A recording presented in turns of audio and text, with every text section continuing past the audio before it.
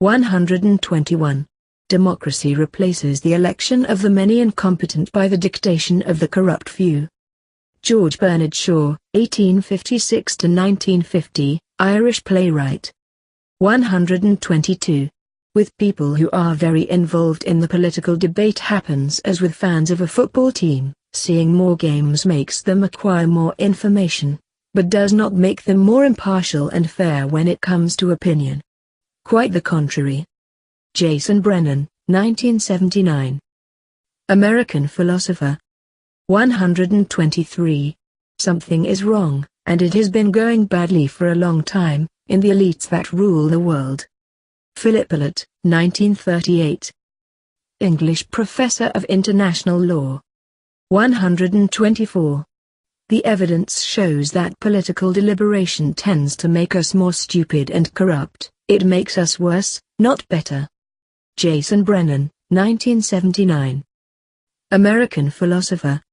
125. Both democracy and capitalism are systems that contain their own values, which means that you can only participate if you accept them. Philipp Allott, 1938. English professor of international law. 126. The vast majority of voters are more ignorant, more irrational and commit more systematic errors than might be expected.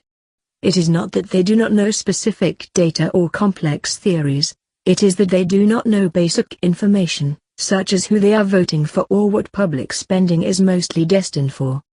Jason Brennan, 1979. American philosopher. 127. Even values of a transcendental nature about justice, happiness and others are within this type of system.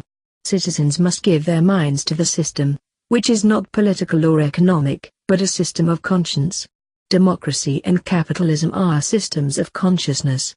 People do not realize it, but their mind is determined by these systems. Philipp Allott, 1938. English professor of international law. 128.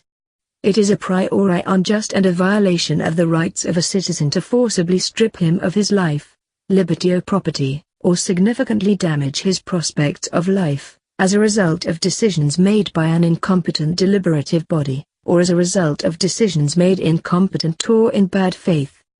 Jason Brennan, 1979. American philosopher. 129.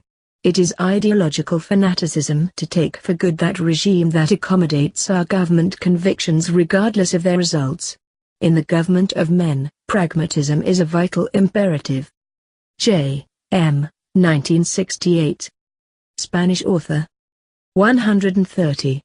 Totalitarianism means the total control of society. And except, perhaps, for a brief period in the history of Christianity, when the Church controlled the minds of the people, there has not been absolute totalitarianism. Nothing comparable with the current totalitarianism. Philipp Allott, 1938. English professor of international law.